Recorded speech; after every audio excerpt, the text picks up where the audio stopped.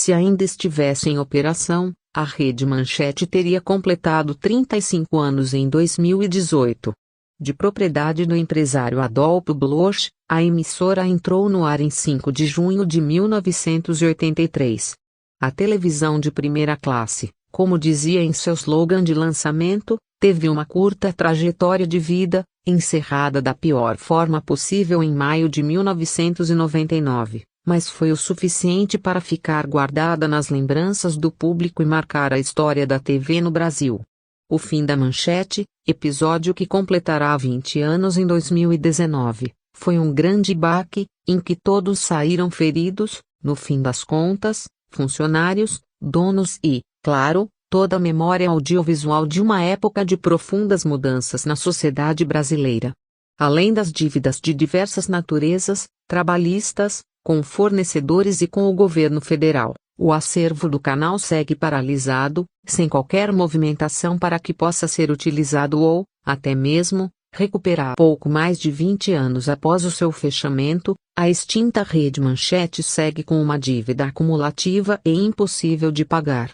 Em 2019, segundo a Procuradoria-Geral da Fazenda Nacional, PGFN, órgão do governo federal responsável pela cobrança dos devedores da dívida ativa da União, a dívida da extinta emissora cresceu em pouco mais de 20 milhões de reais e ultrapassou a casa dos 550 milhões de reais. Em consulta à Procuradoria-Geral da Fazenda Nacional, PGFN, entidade do governo federal responsável pela cobrança dos devedores da dívida ativa da União, até o dia 23 de dezembro de 2018, os 8 CNPJs em nome da TV Manchete Limitada acumulavam um débito de R$ 536.745.416,82.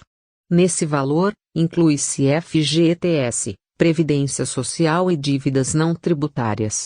Esse passivo fiscal poderia estar menor, caso os empresários Amilcar Idalevo e Marcelo de Carvalho tivessem pago os encargos prometidos quando compraram as concessões da Manchete para criar a Rede em 1999. Desde seu início, a Manchete passou por crises que eram provocadas por altos gastos em produção de conteúdo. Porém, em 1992, o canal passou por sua primeira grande crise quando estreou sua nova grade de programação e investiu pesado na telenovela Amazônia, que acabaram por fazer a emissora cair na audiência e sofrer grandes prejuízos em seu faturamento, aliada às dívidas acumuladas nos anos anteriores. Mesmo com resistência de Adolfo Bloch, a rede fechou, em junho, a venda das empresas do grupo com a indústria brasileira de formulários IBF, presidida pelo empresário Hamilton Lucas de Oliveira. Uma das cláusulas do contrato de venda deu à IBF o direito irretratável de administrar a emissora. Apesar do compromisso da IBF em assumir as dívidas, até fevereiro de 1993 os salários atrasados ainda não haviam sido pagos e, por conta disso, funcionários da filial paulista da Manchete instauraram uma greve que paralisou as produções da emissora. Em 15 de março, outra greve ocorreu na matriz carioca, que tirou a emissora do ar por algumas horas. Posteriormente, novos boatos de venda começaram a surgir, fazendo a cúpula da família Bloch solicitar de volta o controle da Manchete. Em 23 de abril, a Justiça do Rio de Janeiro decide devolver a Rede Manchete de rádio e televisão ao empresário Adolfo Bloch, alegando que a IBF descumpriu cláusulas contratuais.